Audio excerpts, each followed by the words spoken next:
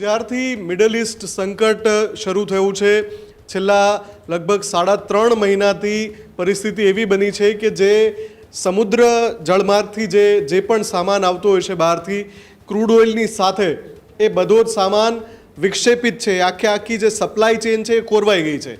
એના કારણે આપણે અગાઉ પણ અલગ અલગ અહેવાલોમાં બતાવ્યું છે કે કઈ રીતે મિડલ ઇસ્ટના સંકટના કારણે ઈરાન, અમેરિકા, ઇઝરાયલ યુદ્ધના કારણે જે સપ્લાય ચેન છે એ ખોરવાઈ છે, માલ આવી નથી રહ્યો।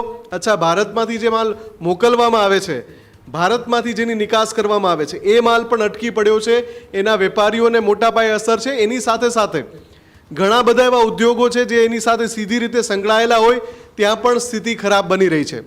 હવે એક રિપોર્ટ જે સામે આવ્યો છે એ રિપોર્ટ પ્રમાણે અને એમાં આખો જે સર્વે કર્યો છે અને જે આંકડા આવ્યા છે ડેટા એના અનુસાર દેશના લગભગ 10 મોટા શહેરો, એમાં ગુજરાતના અમદાવાદ, સુરત સહિતના શહેરો છે કે જ્યાં હાઈરાઇઝ બિલ્ડિંગો બની રહી છે, નવા ફ્લેટ મોટા પ્રમાણમાં બની રહ્યા છે। 2021થી માંડીને 2023 સુધીમાં જે પ્રોજેક્ટ શરૂ થયા હતા જેનું પોઝેશન 2026ની શરૂઆતમાં મળવાનું હતું, એ પોઝેશન ભલે એના એડવાન્સ પેમેન્ટ જે પણ ડાઉન પેમેન્ટ કરવાનું હોય, લાખો પરિવાર એવા છે દેશના જે આ ફ્લેટની રાહ જોઈ રહ્યા છે, પણ અત્યારે એ જે કામ છે, બાંધકામ છે એ વિક્ષેપિત થઈ રહ્યું છે કેમ કે સિમેન્ટ અને સળિયાની કિંમતો આસમાનને આંબી રહી છે।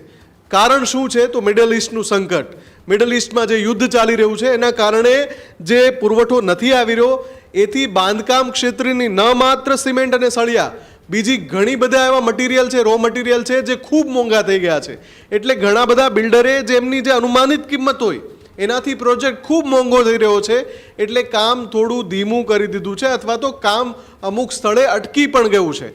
રેડી ટુ પોઝિશન જે ફ્લેટ હોય એ અત્યારે જે બની જવા જોઈએ એ ડેડલાઇનમાં નથી તૈયાર થયા, એટલે લાખો પરિવાર પોતાના સપનાના ઘરમાં જવાની રાહ જોઈ રહ્યા છે। ત્યારે જ ન્યૂઝરૂમ ગુજરાતની યુટ્યુબ ચેનલને સબસ્ક્રાઇબ કરો અને ઇન્સ્ટાગ્રામ અને ફેસબુક પર ફોલો કરો। અપડેટ રહો, સત્યની સાથે રહો।